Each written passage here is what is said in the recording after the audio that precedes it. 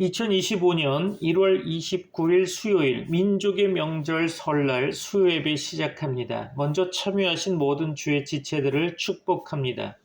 2025년 목회 계획안에 따라 주중 메시지는 로마서의 말씀을 선포하고 있습니다. 이는 우리가 알아야 할 기독교의 주요 교리가 나타나 있고 많은 이단들과 사이비 그리고 신흥 종교들에게 내몰리고 있는 많은 교인들을 위해 준비해 본 것입니다.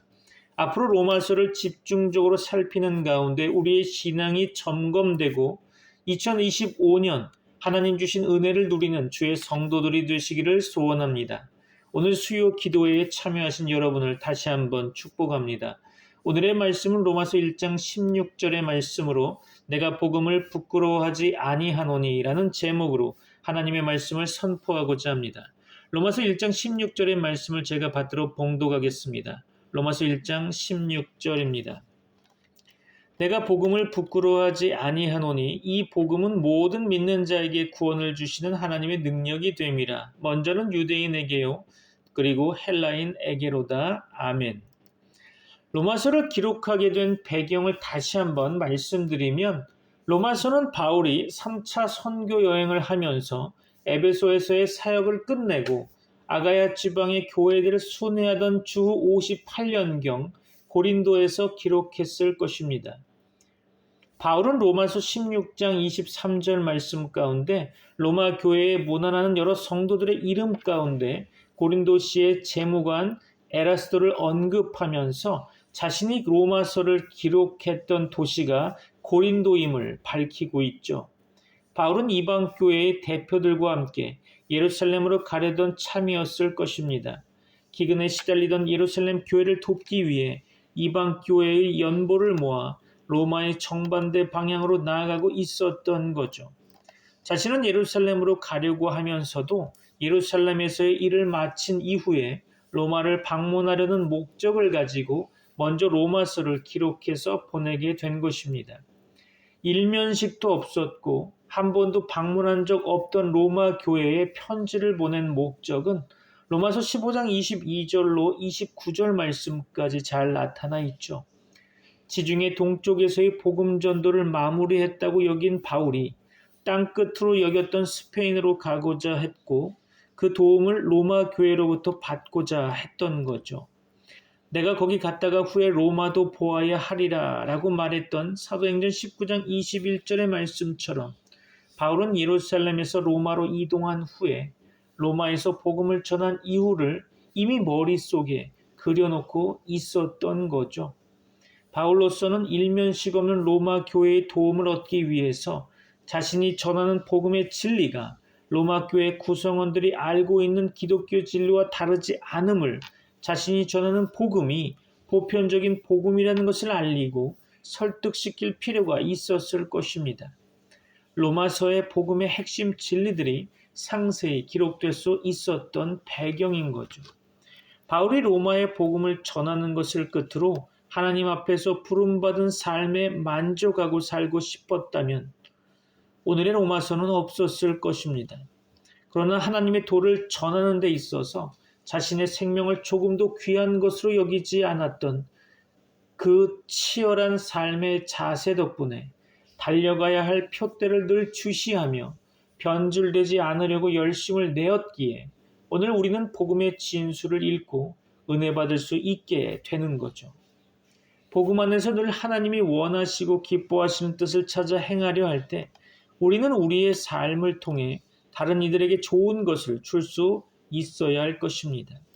오늘 주어진 일만 수동적으로 행하는 존재가 아니라 늘 말씀으로 해야 할 일과 할 수 있는 일에 최선을 다하며 복음이 변질되지 않게 복음의 진보를 위해 헌신하는 모든 주의 지체들이 되시기를 축원합니다. 오늘 본문의 말씀으로 들어가서 바울은 서두와 인사말을 마친 다음 이제 간략하지만 포괄적인 말로 로마서 1장부터 5장까지 다룰 중대한 주제를 선포하고 있는 것입니다. 곧 그 주제는 바로 믿음으로 얻는 칭의, 즉 이신칭의 교리라는 거죠. 내가 복음을 부끄러워하지 아니하노니. 그렇죠. 여기서 바울은 자기는 복음을 부끄러워하지 않는다고 선언함으로써 로마에서 복음을 전할 준비가 되어 있는 자신의 상태를 말하고 있는 거죠. 이 말은 또 편지의 수신자에게 그들이 직면한 문제에 넘어지지 말고 확실히 그들에게 전파된 복음을 받아들이지 못하도록 방해하는 모든 환난 가운데 쓰러지지 말며 그들 앞에 놓인 강력한 시험에 굴복하지 말 것을 경고하는 역할도 하고 있다고 보여집니다. 바울은 개인적 경험을 통해 어디를 가든지 복음에 대항하는 일들이 벌어지고 있음을 잘 알고 있었겠죠. 이방인은 복음을 대함에 있어서 무신론으로 맞섰습니다. 유대인은 주 예수 그리스도의 복음을 대함에 있어서 율법을 파괴하고 방탕을 조장하는 사상으로 인식해서 멸시했죠. 유대인과 이방인은 이구동성으로 그리스도인을 향하여 교만하고 오만한 나머지 인간과 스스로 분리된 공공의 평화의 파괴자라고 비난했죠. 게다가 십자가에 못 박힌 구주 예수 그리스도는 유대인에게는 거리끼는 것이고 이방인에게는 미련한 것이었죠. 예수 그리스도의 십자가 복음 교리는 많은 곳에서 반대에 부딪히게 되었습니다. 바울이 여기서 나는 복음을 부끄러워하지 않습니다 라고 공언하는 말에 함축된 기독교적 불굴의 용기는 그를 향한 철학자들의 경멸과 교만한 자의 멸시와 대중의 조롱 속에서도 조금도 위축되지 않고 항상 평온한 태도를 보여준 모습 가운데 진실로 드러나고 있다고 보여집니다. 또 바울이 주 예수 그리스도의 이름을 위해 개인적 위험에 심지어는 죽음의 위기까지 직면했을 때에도 결연한 의지를 보여준 모습 속에서 확실히 그의 믿음을 나타내주고 있죠. 바울의 용기가 두드러지게 드러난 신앙 고백은 아마도 주 예수의 이름을 위하여 결박당할 뿐 아니라 예루살렘에서 죽을 것도 각오하고 있다는 고백 속에 드러나 있죠. 또 바울은 큰 도시들이 자기를 기다리고 있을 것으로 예상되는 온갖 조소와 조롱에 좌우되지 않고 에덴이나 로마에 용감하게 들어갈 수 있었을 것입니다. 그러나 바울이 로마서 첫 부분에서 자신이 복음을 부끄러워하지 아니했다고 선언하게 만든 중대한 이유가 그리스도가 처음에 전파된 시대만이 아니고 모든 시대에 적용된다고 보았기 때문일 것입니다. 바울의 이 담대한 선언이 복음을 부끄러워하게 만드는 정당한 원인이 실제로 없더라도 복음 안에서 복음을 받아들일 수 없게 만들고 일반적으로 사람들의 미움과 멸시를 초래하는 요소가 들어있다는 사실을 함축하고 있는 거죠. 육에 속한 사람, 곧 거듭나지 못한 비신앙인들을 가리키는 학자들의 전문 용어가 바로 자연인입니다. 자연인은 하나님의 성령의 인도함을 받지 않습니다. 그에게는 하나님의 성령의 인도가 아무래도 어리석게 보이기 때문이겠죠. 하나님의 성령의 인도하심은 자연인이 그토록 좋아하고 소중히 여기는 세상의 일에 크게 반대되며 그들에게 있어서 거역하게 될 일이라 할 수 있겠죠. 하나님의 성령 역사는 자기만을 신뢰하는 자연인의 교만함을 철저히 짓밟을 것입니다. 그리고 하나님의 성령의 역사는 자연인의 모든 자랑의 근거를 박탈하고 그에게 암묵적으로 하나님께 복종할 것을 요구함으로써 육신의 생각으로 사로잡힌 그들에게 있어서 하나님을 아는 진리에 이르도록 철저히 가르칠 것입니다. 심지어 하나님의 은혜를 맛본 자들도 하나님의 일을 부끄러워하는 고질적인 악한 감정을 드러낼 수 있을 것이며 그 감정에 굴복당할 수도 있겠죠. 아주 수준 높은 그리스도인들 사이에도 이런 감정을 나타낼 수 있기에 바울은 신실하다고 크게 칭찬하는 디모데에게도 그런 감정에 대해 경고할 필요성을 느꼈을 것입니다. 참고로 디모데 후서 1장 8절 볼까요? 그러므로 너는 내가 우리 주를 증언함과 또는 주를 위하여 갇힌 자 된 나를 부끄러워하지 말고 오직 하나님의 능력을 따라 복음과 함께 고난을 받으라. 아멘. 그렇죠. 이와 관련하여 바울은 우리가 지금 다루는 본문 16절에서 공언한 바처럼 자신에 대해 똑같이 공언하고 있고 아울러 자신이 의지한 복음을 그리고 이 복음을 방해하는 모든 시험을 물리칠 수 있는 강력한 근거를 선포하고 있는 거죠. 바울은 계속해서 이렇게 말합니다. 디모데후서 1장 11절로 12절이죠. 내가 이 복음을 위하여 선포자와 사도와 교사로 세우심을 입었노라. 이로 말미암아 내가 또 이 고난을 받되 부끄러워하지 아니함은 내가 믿는 자를 내가 알고 또한 내가 의탁한 것을 그날까지 그가 능히 지키실 줄을 확신함이라. 아멘. 그렇죠. 이어서 디모데후서 1장 16절 봅니다. 원하건대 주께서 오네시보로의 집에 긍휼을 베푸시옵소서. 그가 나를 자주 격려해주고 내가 사슬에 매인 것을 부끄러워하지 아니하고. 아멘. 그렇죠. 그리고 사람 속에 무엇이 있는지 다 아시는 주님은 이런 한심한 부끄러움에 대해 제자들에게 준엄하게 그리고 반복해서 경고하고 있고, 이 경고에 매우 두려운 제재를 선포하고 계십니다. 누가복음 9장 26절이죠. 누구든지 나와 내 말을 부끄러워하면 인자도 자기와 아버지와 거룩한 천사들의 영광으로 올 때에 그 사람을 부끄러워하리라. 아멘. 바울은 복음에 대해 부끄러워하지 않는다고 확언하는 것을 필수적인 일로 보았던 것 같아 보입니다. 기독교를 제외하고 다 사람의 교만을 이처럼 공박하는 다른 종교는 없을 것입니다. 기독교를 제외하고 신자의 가슴 속에 이토록 부끄러움을 일깨우는 신앙 체계는 없을 것입니다. 그러나 거짓 교리는 모두 다 크든지 작든지 정말 부조리하고 비합리적이며 치욕적인 요소를 갖고 있죠. 아울러 복음이 변질되고 부패하며 복음의 특정 요소가 오류로 더 애매하게 되면 그만큼 그 거짓되고 변질된 복음은 모든 이들에게 부끄러움을 입게 되겠죠. 사실 세상 속에서 복음에 대한 반대와 멸시를 두려워하기 때문에 종종 신앙인들의 복음이 변질되고 타락하는 일들이 벌어지게 되는 거죠. 그러나 그 반대와 멸시는 바울의 교리의 진리성을 더욱더 강력히 증명하게 되는 역할을 하고 있죠. 왜 그럴까요? 바로 바울이 세상에 대해 두려워하는 것이 아니라 그가 전한 복음을 반대하고 멸시하며 위협하는 무리들과 맞짱을 떠서 그가 가진 복음을 변질시키지 않고 더욱더 확실하게 증거하기 때문일 것입니다. 바울이 자신의 교리의 진리성을 확신하지 못했더라면 인간의 본성적 편견으로 말미암아 복음을 부끄러워 아니할지라도 복음이 변질되어 가는 것에 방관하며 세상에서 힘없이 드러나게 되어도 별로 부담감 없이 그럭저럭 전했을 것입니다. 그렇지만 자신의 교리의 진리성을 확신한 바울은 왜 세상의 미움을 받을 것으로 알고 있던 교리를 부끄러움 없이 증거했겠습니까?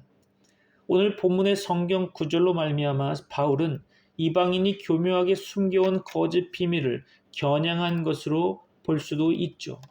왜냐하면 이방인의 거짓 비밀이 수치스러움으로 인해 당연히 부끄러운 요소를 많이 포함하고 있었기 때문일 것입니다.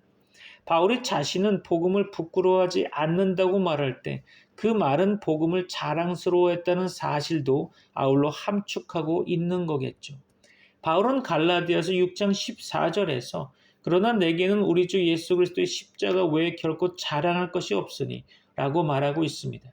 따라서 바울은 자신의 주제를 다루기 전에 편지 수신자의 주의를 더 집중시키고자 그들의 눈에 복음의 가치와 탁월함을 높이려고 애쓰고 있는 거죠. 내가 복음을 부끄러워하지 아니하노니, 이 복음은, 그렇죠. 이 복음은 뭘까요? 바로 그리스도의 복음이죠. 바울은 앞에서 복음을 하나님의 복음으로 불렀습니다. 그런데 이제는 복음의 창시자이자 본질적 주제인 그리스도의 복음으로 지칭하고 있는 거죠. 원문에는 그리스도이라는 말이 없습니다. 대신 정관사가 붙어서 그 복음으로 되어 있음을 확인할 수 있죠. 그러므로 복음은 예수 그리스도에 대한 선포로 말미암아 또 측량할 수 없는 그리스도의 풍성함에 대한 선포로 불리게 될 것입니다. 따라서 바울이 선포할 준비가 되었고 바울이 부끄러워하지 않는 이 복음은 자기 아들에 관한 하나님의 복음이었습니다. 기쁜 소식을 의미하는 복음이라는 말은 이사야서 52장 7절 말씀과 61장 1절에서 취하게 되죠. 거기 보면 메시아가 여호와께서 내게 기름을 부으사 아름다운 소식을 전하게 하려 하심이라 라는 말로 소개되고 있죠. 내가 복음을 부끄러워하지 아니하노니 이 복음은 모든 믿는 자에게, 그렇죠, 모든 믿는 자에게 구원을 주시는 하나님의 능력은 믿음을 통해 적용되고, 그 믿음이 없으면 하나님께서는 어떤 사람도 의롭게 여기거나 구원하지 아니하십니다. 그것은 믿음이 하나님의 백성을 예수 그리스도와 연합시키는 것이기 때문이겠죠. 믿음은 하나님의 약속을 받아들이는 것입니다. 믿음은 구원의 기초인 예수 그리스도를 구원자로 받아들이게 하고 그분의 공로를 인정하는 것입니다. 그래서 그리스도를 주로 영접하는 것과 그분의 공로를 인정하는 것이 믿음으로 말미암아 우리의 고백이 되지 않는 한 죄인된 우리에게 그 어떤 것도, 그 어떤 혜택도 주어지지 않는 거죠. 마지막으로 우리는 믿음으로 말미암아 예수 그리스도께 우리 자신을 맡기게 되는데요. 그러면 그분은 우리를 영원히 소유하고 천국 가는 그날까지 우리를 인도하시는 것입니다. 하나님은 은혜로 말미암아 죄인된 우리를 의롭게 여기십니다. 아울러 예수 그리스도께서 우리 마음속에서 항상 자신의 위엄과 거룩한 권리를 가지게 될 때 우리는 그리스도의 법과 그리스도의 거룩한 명령에 복종하게 됨으로 인해 그분은 우리의 마음을 다스리게 되는 거죠. 복음은 나이, 성별 또는 지위와 출신과 같은 그 어떤 것으로도 차별함이 없습니다. 어떤 사람도 예외 없이 그리스도를 믿는 성도라면 복음은 모든 자에게 구원을 주시는 하나님의 능력이 되는 거죠. 믿습니까? 여기서 모든 자라는 말은 아브라함의 적자 혈통인 이스라엘에게 주어진 율법의 범주에 속한 자가 아니라 복음의 부르심의 범주에 속한 자와 관련되어 있는 거죠. 내가 복음을 부끄러워하지 아니하노니 이 복음은 모든 믿는 자에게 구원을 주시는 하나님의 능력이 됨이라. 아멘. 그렇죠. 이 복음은 구원을 주시는 하나님의 능력이 됩니다. 여기서 바울은 자신이 그리스도의 복음을 부끄러워하지 않는 이유를 밝히고 있죠. 복음은 영원부터 만물을 창조하신 하나님 속에 감추어져 있었고 천사들이 알고 싶어 했던 크고 놀라운 비밀로 이제는 하늘 아래에 있는 사역자들과 성도들에게 하나님의 각종 지혜로 알려주십니다. 복음은 하나님께서 사람들이 가진 죄와 비참함 속에서 구원하고 영생을 주시는 효과적인 능력의 수단인 거죠. 곧 하나님께서 죄의 노예가 된 인간들에게 승리를 주시고 사탄의 지배권에서 독립시킴으로 사탄의 모든 지배의 권세를 파괴하고 제한하는 도구인 것이죠. 복음, 곧 하나님의 말씀은 어떤 양날을 가진 검보다 강하고 날카롭습니다. 진리의 말씀인 복음으로 말미암아 사람들은 하나님의 뜻을 따라 다시 태어나게 되는 거죠. 참고로 두 성경 구절을 보고자 하는데요. 첫 번째로 야고보서 1장 18절입니다. 그가 그 피조물 중에 우리로 한 첫 열매가 되게 하시려고 자기의 뜻을 따라 진리의 말씀으로 우리를 낳으셨느니라. 아멘. 두 번째로 베드로전서 1장 23절이죠. 너희가 거듭난 것은 썩어질 씨로 된 것이 아니요 썩지 아니할 씨로 된 것이니 살아있고 항상 있는 하나님의 말씀으로 되었느니라. 아멘. 그렇죠. 그리고 사람들은 복음을 믿음으로써 하나님의 능력과 은혜로 말미암아 구원을 얻게 되는 거죠. 참고로 베드로전서 1장 5절 볼까요? 너희는 말세에 나타내기로 예비하신 구원을 얻기 위하여 믿음으로 말미암아 하나님의 능력으로 보호하심을 받았느니라. 아멘. 복음을 통해 믿는 자에게 행해진 지극히 큰 하나님의 능력은 하나님께서 그리스도를 죽은 자 가운데서 일으키시고 그리스도를 하나님 자신의 오른편에 두셨을 때 그리스도 안에서 행하여진 강력한 능력을 비교, 설명하게 되는 거죠. 참고로 에베소서 1장 19절을 봅니다. 그의 힘의 위력으로 역사하심을 따라 믿는 우리에게 베푸신 능력의 지극히 크심이 어떠한 것을 너희로 알게 하시기를 구하노라. 아멘. 따라서 십자가의 도는 멸망하는 자들에게는 미련한 것이지만 구원을 받는 자에게는 하나님의 능력이 되는 것입니다. 무엇을 하더라도 구원을 얻는 데 있어서 철저히 무능하고 무력한 우리의 능력과 반대로 또한 육신으로 말미암아 연약하여 구원할 수 없는 율법과 반대로 복음은 하나님의 손에 있는 능력인 것이죠.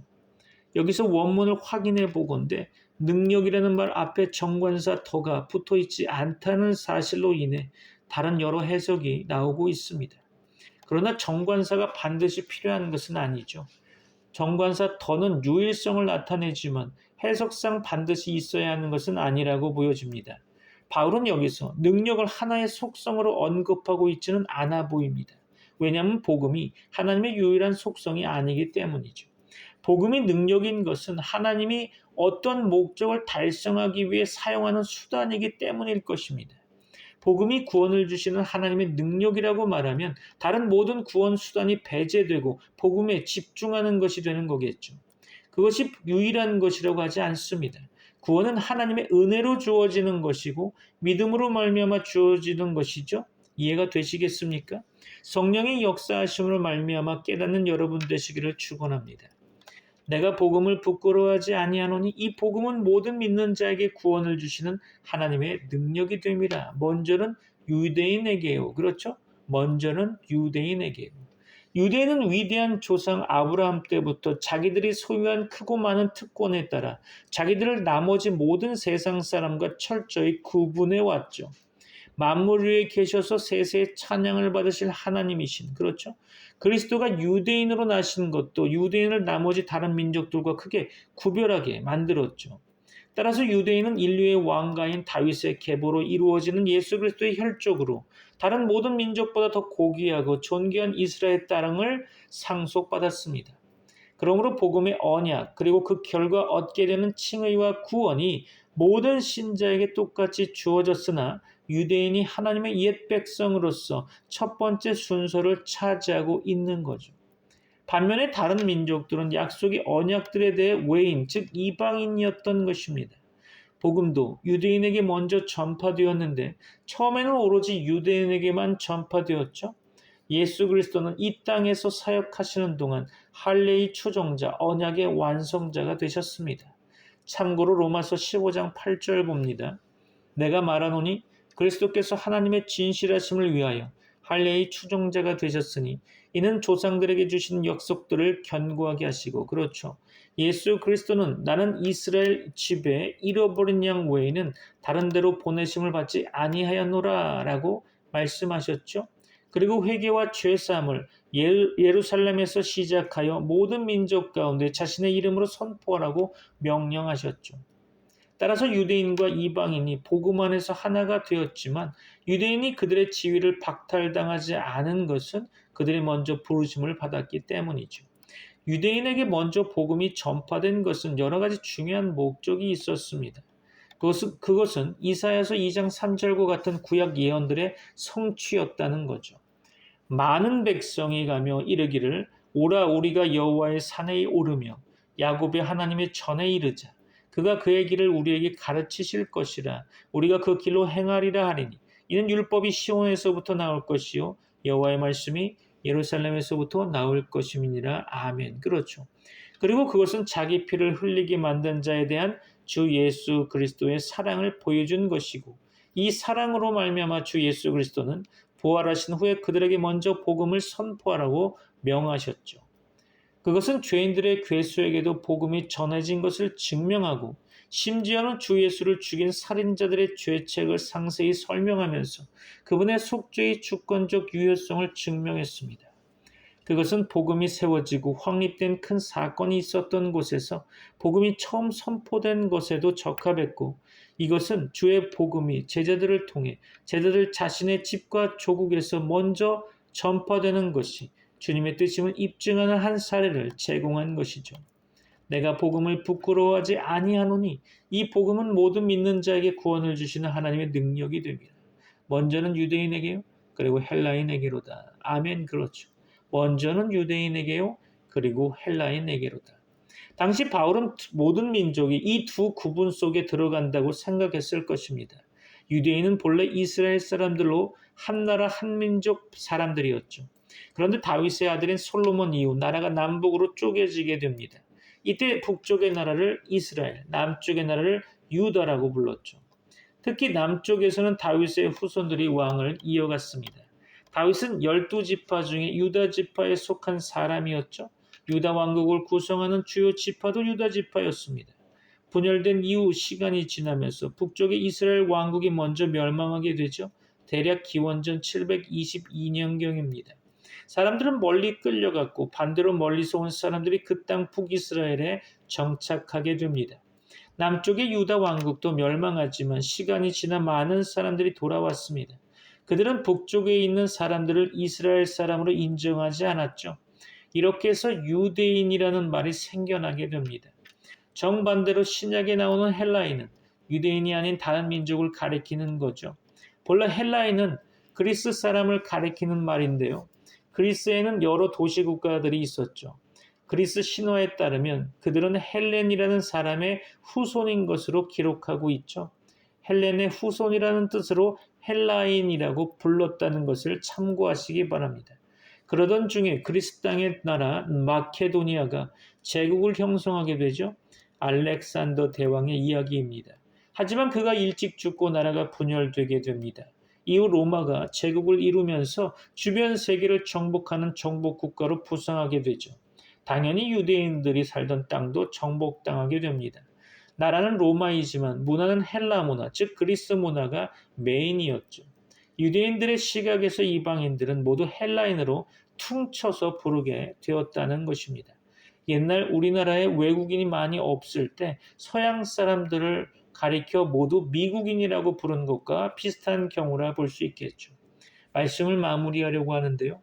바울이 부끄러워하지 않는 복음은 모든 믿는 자에게 구원을 주시는 하나님의 능력이 됩니다. 복음 안에서 백정도 사람 대접받고 손가락질 받던 세리도 구원받을 수 있으며 예전에는 약속 바깥에 있었던 헬라인을 비롯한 이방인들도 구원받을 수 있는 거죠. 차별이 없이 믿음으로 구원받을 수 있다는 것이 복음의 위대함입니다. 인종과 신분과 성의 경계를 넘어서 죄 아래에서 신음하는 모든 믿는 자를 구원하시는 하나님의 능력이 실제로 나타났다는 것입니다.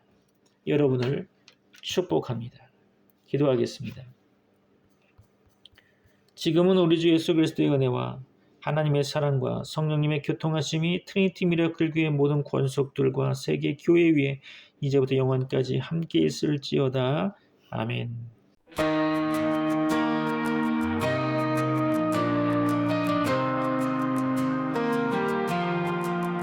오직 성령이 너희에게 임하시면 너희가 권능을 받고 예루살렘과 온 유대와 사마리아 땅 끝까지 이르러 증인이 되리라. 주님의 증인 세상 모든 곳에서 주의 이름 전하리. 증인이 되리라. 주님의 사랑 온 땅에 퍼지리. 주님의 복음이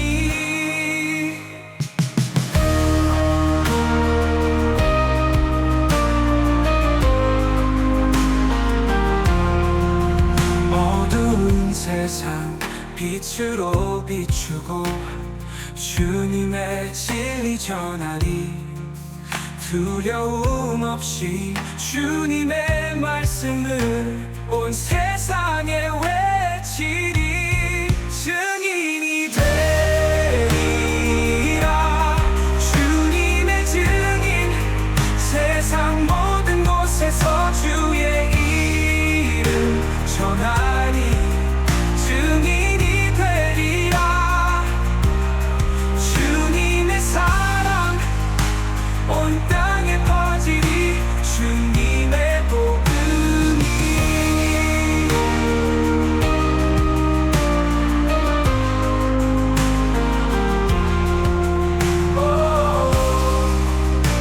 어두운 세상 빛으로 비추고 주님의 진리 전하리.